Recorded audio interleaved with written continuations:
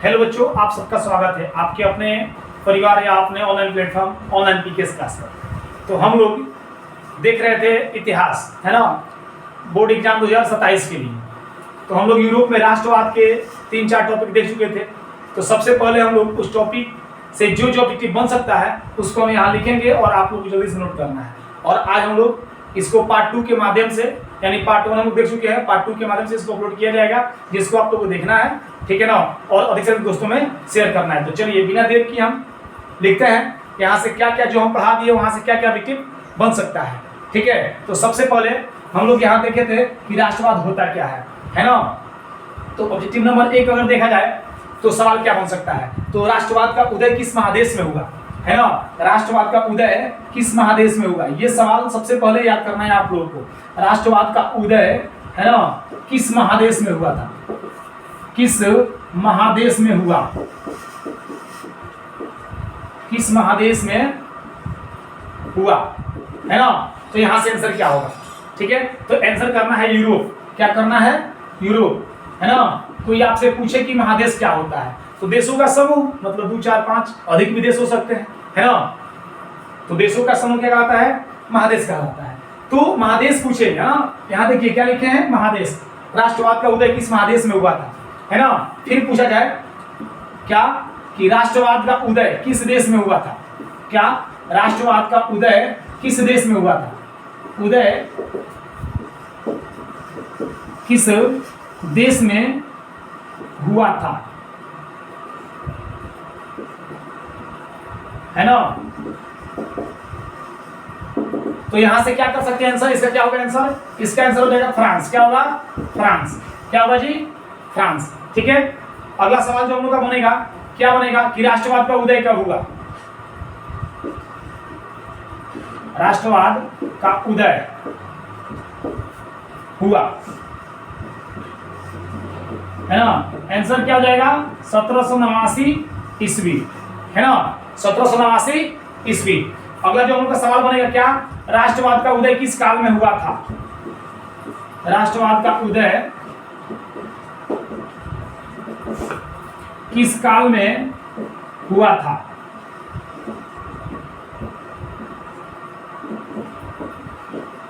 तो इसका आंसर क्या हो जाएगा, पुनर्जागरण काल। क्या हो जाएगा जी, पुनर्जागरण काल, ठीक है ना। क्या हो जाएगा, पुनर्जागरण काल, है ना। हम क्या लिखे हैं, राष्ट्रवाद का उदय किस महादेश में हुआ था, यूरोप में। राष्ट्रवाद का उदय देश की बात कर दे तो फ्रांस, है ना। राष्ट्रवाद का उदय हुआ कब, 1789 ईस्वी में, है ना। राष्ट्रवाद का उदय किस काल में हुआ था, तो पुनर्जागरण काल में। इसको घुमाकर सवाल कर सकता है क्या कि फ्रांस की महान क्रांति, क्या बोल रहे हैं, फ्रांस की महान क्रांति कब हुई थी, 1789 ईस्वी में, ठीक है। चलते हैं 3-4 और सवाल बनेंगे जो हम पढ़ा चुके हैं, और आज हम लोग आगे के टॉपिक को देखेंगे, ठीक है। तो इसको मिटा रहे हैं।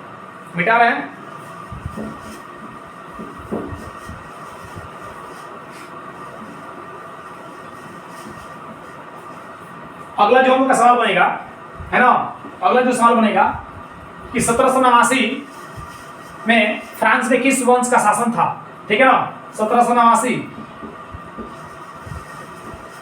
में फ्रांस में, है ना,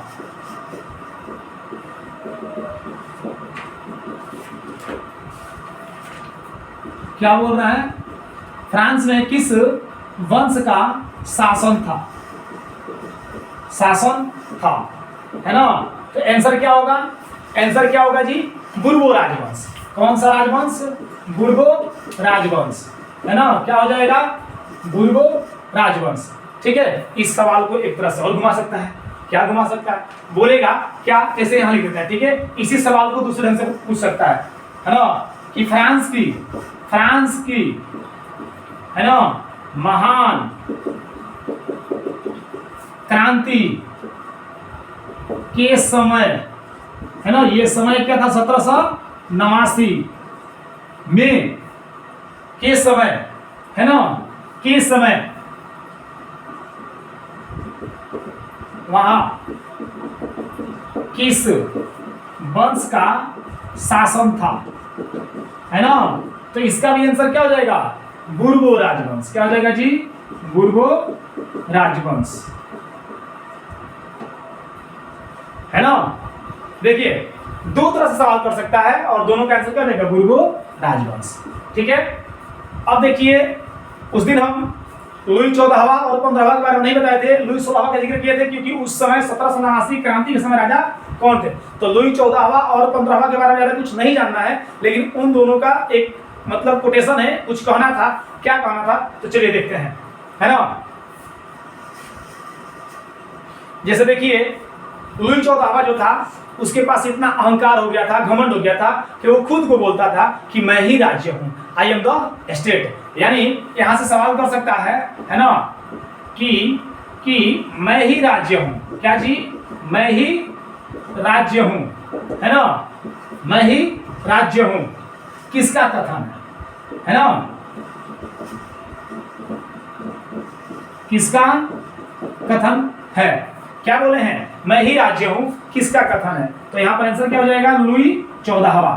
क्या हो जाएगा, लुई 14वां। अब समझिए खुद को राज्य बता रहा है, यानी जहां खड़ा होंगे वहां राज्य तैयार, ऐसा बात नहीं है, ये किसी या अहंकारी व्यक्ति ही कोई बोल सकता है, आया ना बात समझ में, यानी घमंडी व्यक्ति ही बोल सकता है। जस्ट इसके बाद है ना जो 15वां हुआ, 15वां ये क्या बोलता था, मेरी इच्छा ही कानून है।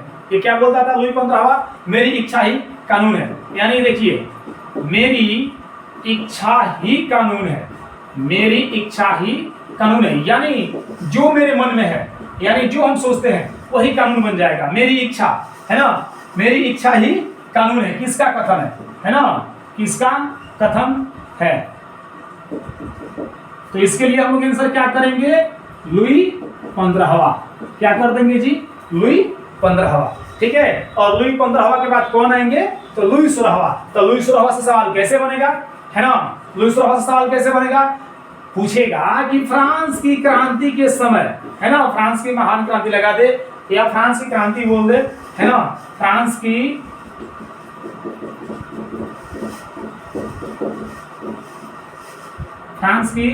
क्रांति के समय शासक कौन था, चाहे वहां के शासक कौन थे। ठीक है, शासक कौन था, शासक कौन थे। तो क्या हो जाएगा, शासक बोले हैं, राजा भी बोल सकता है। क्या होगा आंसर, लुई 16वां। क्या होगा आंसर, लुई 16वां। हम लोग पहले क्लास में यानी क्लास 1 में, यूरोप के महादेश क्लास 1 में, है ना, हम लोग जितना टॉपिक देखे थे उस टॉपिक से इतना ही सवाल बन सकता है। आगे 3 कराए और ये फिर से रिवीजन कराते हैं, एक बार देखना है ना। क्या है क्वेश्चन हमारा, 1789 में फ्रांस में किस वंश का शासन था, है ना, यानी किस वंश के लोग राजा थे, है ना, तो बुर्बो राजवंश के। कौन, बुर्बो राजवंश के। इसी को घुमा सकता है कि फ्रांस की महान क्रांति के समय यानी 1789 में, है ना, वहां किस वंश का शासन था, है ना, तो क्या हो जाएगा आंसर, बुर्बो राजवंश। क्या हो जाएगा, बुर्बो राजवंश।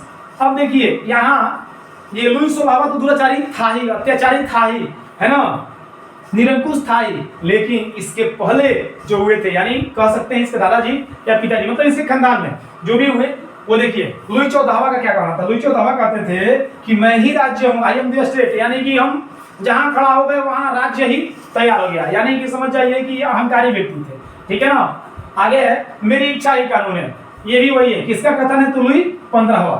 ठीक है, इसको याद करना है।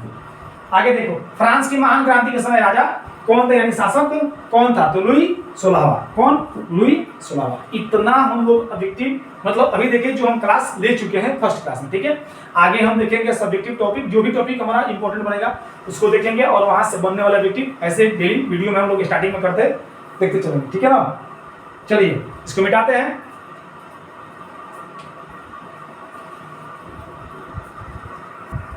तो चलिए हम लोग अभी जो देखे है ना उसके आगे टॉपिक हम चल रहे हैं। सबसे पहले हम उस दिन भी बताए थे क्या, राष्ट्रवाद के उदय के कारण। ठीक है, तो हम ज्यादा नहीं बार बार जिक्र नहीं करेंगे कि राष्ट्रवाद है क्या, क्योंकि क्लास बहुत लंबा हो जाएगा।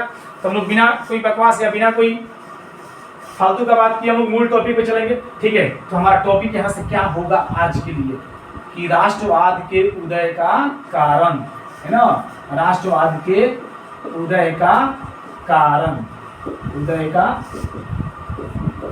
कारण। ठीक है, हम क्या लिखे हैं, राष्ट्रवाद के उदय का कारण। पहला पॉइंट उस दिन भी हम क्या लिखे थे, आज क्या लिख रहे हैं। आज हमारा पहला जो पॉइंट होगा क्या होगा, है ना, निरंकुश राजशाही। क्या हो जाएगा जी, निरंकुश राजशाही, है ना। क्या लिख रहे हैं, निरंकुश राजशाही, है ना। दूसरा जो हम टॉपिक लिखे थे उस दिन, कुलीनबर्ग का वर्चस्व, ठीक है। क्या लिख रहे हैं जी, कुलीनबर्ग का वर्चस्व, है ना, सब समझाएंगे। उसके बाद तीसरा टॉपिक क्या,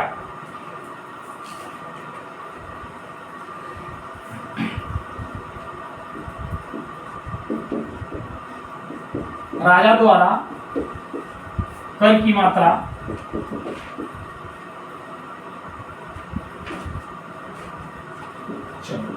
राजा द्वारा कर वसूलना, ठीक है ना। इसको हम समझाएंगे क्या कैसे होगा, ठीक है। उसके बाद मध्यम वर्ग का उदय, मध्यम वर्ग का उदय, है ना। इसके बाद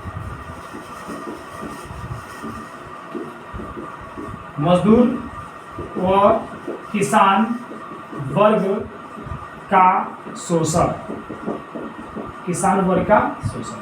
चलिए देखिए, मान लीजिए कि हम कितना लिखेंगे, आप लोगों को सुनना है और समझना है बढ़िया, ठीक है। वैसे जो एग्जाम के लिए काफी भी है, जैसे कुलीनबर्ग क्या है ये हम लिख सकते हैं, ठीक है। और मध्यम वर्ग का उदय, ये एग्जाम में खूब आता है कि मध्यम वर्ग से आप क्या समझते हैं, तो इसको हम समझेंगे। देखिए होता क्या है, राजा के खिलाफ लोग क्यों जाएंगे, है ना, राष्ट्रवाद की भावना पनपेगी, है ना, राष्ट्रवाद का उदय होगा। तो आखिर राजा के खिलाफ लोग आवाज उठाए तो क्यों उठाए, पहला कारण निरंकुश राजशाही। निरंकुश का मतलब होता है दुराचारी, अत्याचारी, या वैसे व्यक्ति जो सिर्फ और सिर्फ अपने ही बारे में सोचे, अपने ही लोगों का भला चाहता हो। जनता क्या कर रही है, जनता दुख में है ना, कि जनता को क्या जरूरत है क्या नहीं है, इससे मतलब नहीं है, वैसे व्यक्ति को हम दुराचारी, अत्याचारी, निरंकुश, है ना, ऐसे बोल सकते हैं। तो क्या आप ही लोग बताइए, ऐसे व्यक्ति अगर राजा बने तो क्या हम लोग उसके खिलाफ आवाज नहीं उठाएंगे, उठाएंगे, जरूर उठाना चाहिए, है ना। तो इससे बोलेंगे निरंकुश राजशाही या निरंकुश राजा, ठीक है। अगला पॉइंट है कुलीनबर्ग, है ना। तो हम ये जानते हैं कि जब राजतंत्र था, यानी उस समय क्या होता था, समाज दो वर्गों में बटा हुआ था, मात्र दो ही वर्गों में। कितने वर्गों में, दो वर्गों में।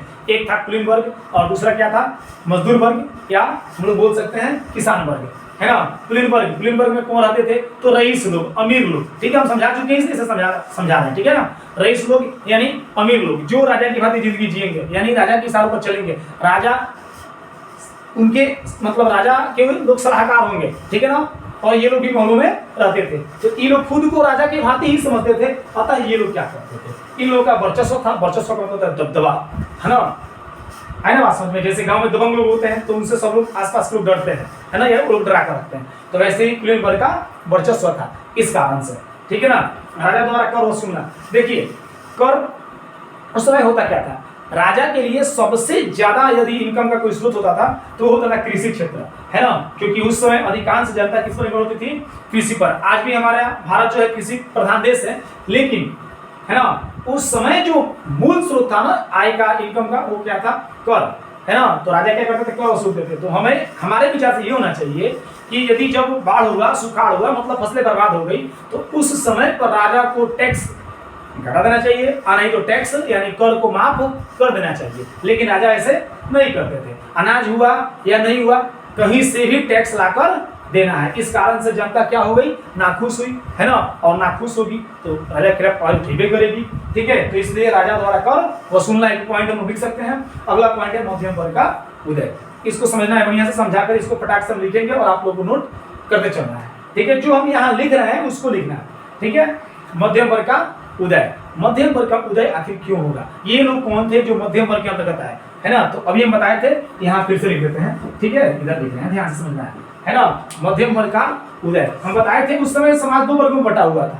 एक था कौन सा वर्ग जी, कुलीनबर्ग। कौन सा वर्ग, कुलीनबर्ग। और दूसरा क्या था, मजदूर वर्ग, है ना। कौन सा, मजदूर या किसान वर्ग, ठीक है ना।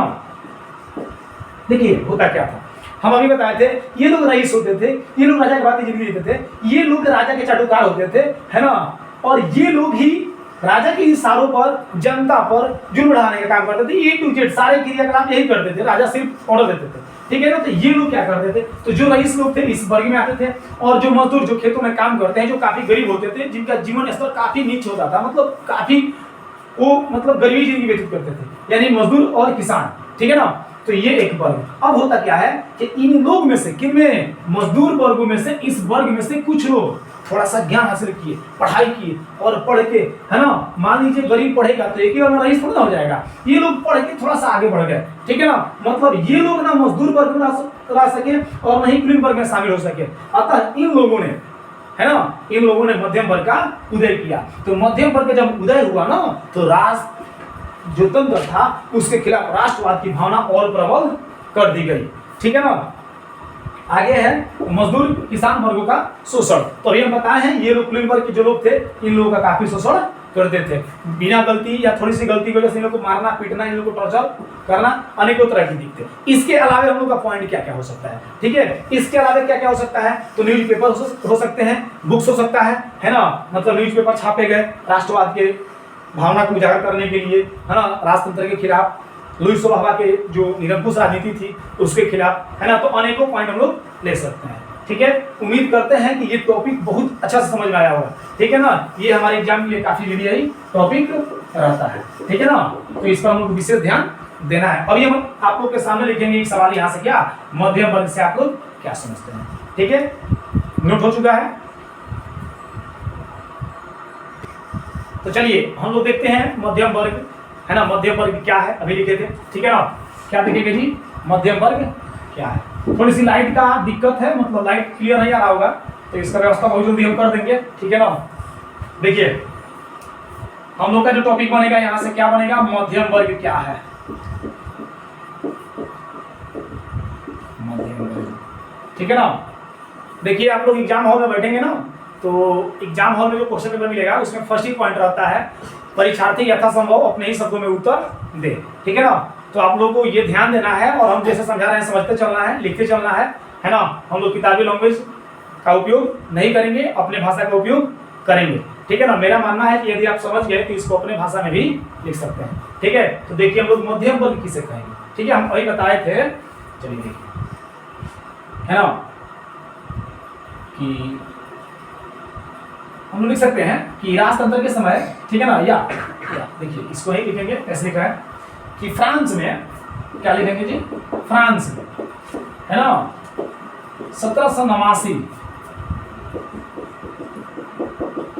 के क्रांति के पहले, है ना, क्रांति के पहले, है ना,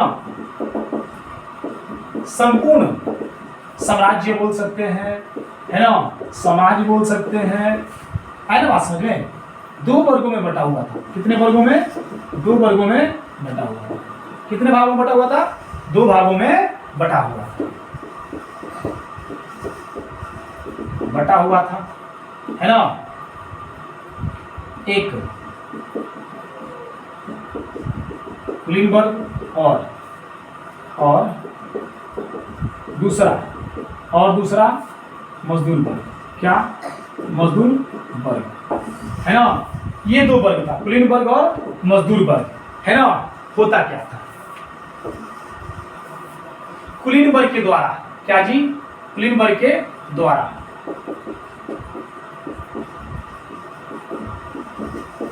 कुलीन वर्ग के द्वारा, है ना, मजदूर वर्ग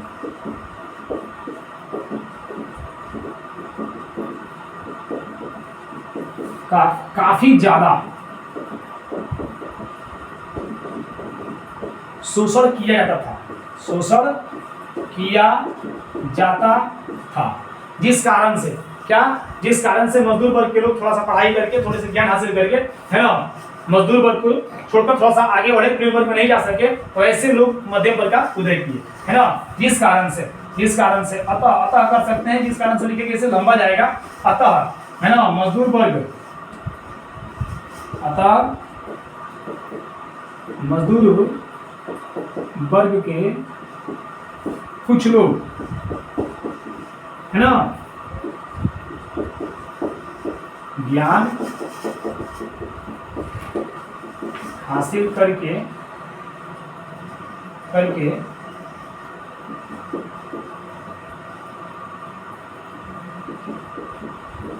मजदूर वर्ग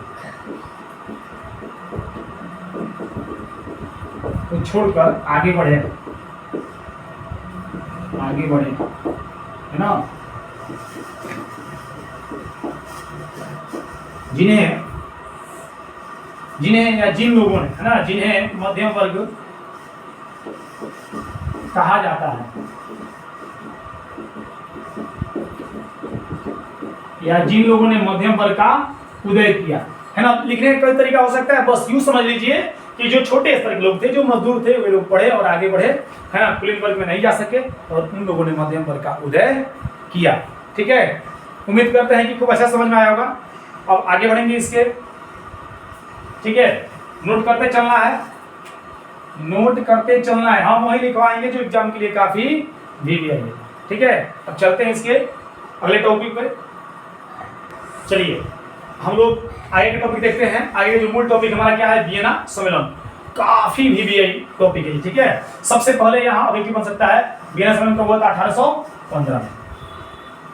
वियना सम्मेलन क्या हुआ था? 1800 मतलब कब हुआ था? 1815 में। ठीक है ना। अब इसके बारे में हम लोग कुछ लिखेंगे, क्या लिखेंगे, तो यहां से हम लोग फर्स्ट पॉइंट क्या लिख सकते हैं, ठीक है ना। तो देखिए, यूरोप की विजय शक्तियां, मतलब कि यूरोप में जब राजतंत्र का समाप्ति हुआ, मतलब राष्ट्रवाद काफी प्रबल हो गया, मजबूत हो गया, सभी लोग राष्ट्रवाद की नारा लगाने लगे, सभी लोग राष्ट्र प्रेम की भावना को प्रबल करने में जुट गए, है ना। तो वियना में एक सम्मेलन हुआ। वियना एक जगह का नाम है ना। जो वियना क्या है, तो वियना ऑस्ट्रिया की राजधानी है। क्या है जी? ऑस्ट्रिया देश की राजधानी है ना। तो इसके बारे में हम लिखेंगे, दो टॉपिक लिखेंगे, क्या लिखेंगे, है ना। तो पहला, यूरोप की विजय शक्तियां, क्या, यूरोप की विजय शक्तियां हम लिख रहे हैं, उसका हम समझाते हैं क्या, यूरोप की विजय शक्तियां।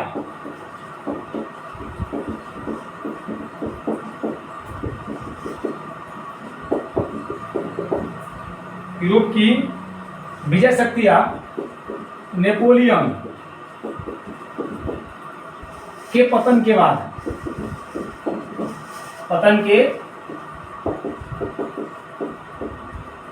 बाद 1815 ईस्वी में, कब जी? 1815 ईस्वी में ऑस्ट्रिया, है ना, ऑस्ट्रिया की राजधानी, ऑस्ट्रिया की राजधानी वियना में, वियना में एक सम्मेलन बुलाया,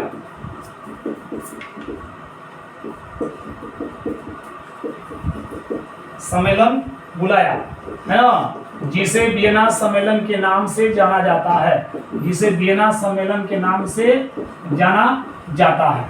ठीक है, वियना सम्मेलन के नाम से जाना जाता है, के नाम से जाना जाता है, के नाम से जाना जाता है। ठीक है, और क्या, बस इससे एक और सवाल बनेगा, क्या, वियना सम्मेलन की अध्यक्षता कौन किए थे? तो ऑस्ट्रिया के चांसलर मेटरनिक ने। किसने? मेटरनिक ने। ऑस्ट्रिया के चांसलर मेटरनिक ने।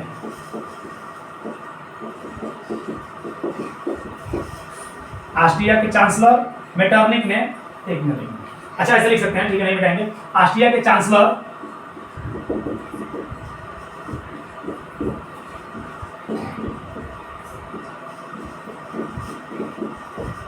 मेटरनिक ने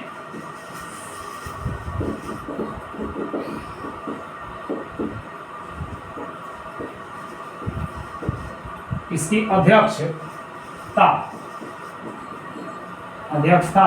की थी, अध्यक्षता की थी। तो देखिए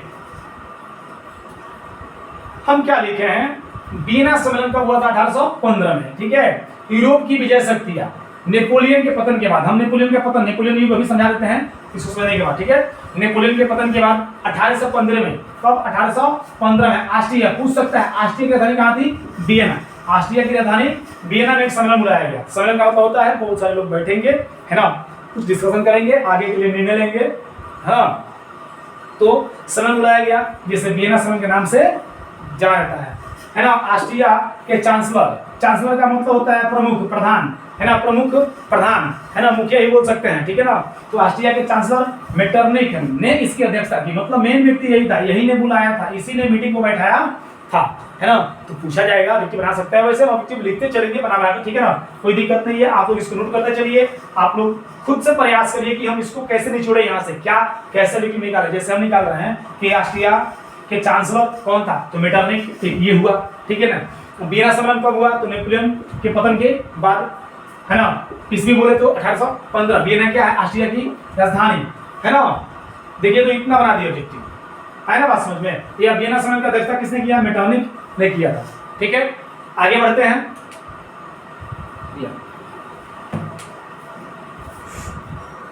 अब चलिए देखिए, अभी हम लोग देखे थे, है ना, वियना सम्मेलन। हम थोड़ा सा गलती क्या कर दिए कि इसको पहले पढ़ाना चाहिए था, क्योंकि नेपोलियन बोनापार्ट बोल सकते हैं या नेपोलियन युग। नेपोलियन जो था, इसके मरने मतलब इसका जो युद्ध थी, इसका जो समझो कि ये सम्राट था, जब सम्राट पद से हटा, इसको राजा पद से हटाया गया, युद्ध में हार गया, तो हारने के बाद ही 1815 में ये हारता है वाटरलू के युद्ध में, है ना। तो युद्ध में हारने के बाद ही वियना सम्मेलन को बुलाया गया था। तो अतः पहले हम लोग इसको पढ़ना चाहिए था, लेकिन कोई बात नहीं है, आप लोग नोट करिएगा तो वहां देख सकते हैं, है ना, कोई दिक्कत नहीं है। हम लोग उतना ही लिखेंगे किसी के बारे में जहां से मतलब जो भी है ये काफी भी है, ठीक है ना।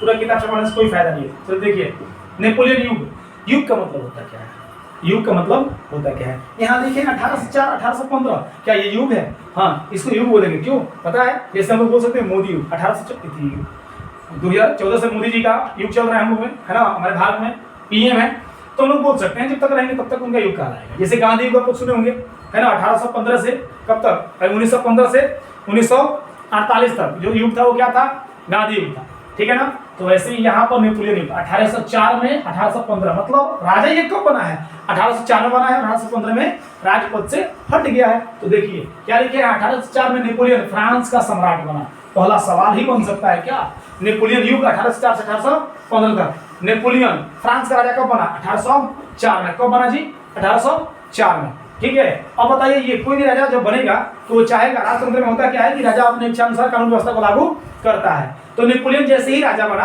है ना, तो नेपोलियन अपने इच्छा अनुसार कानून व्यवस्था बनाया, अपना सारा रूल दिया, अपना सारा नियम दिया, जो उसको इच्छा हुई वैसा कानून व्यवस्था को लागू करने का प्रयास किया।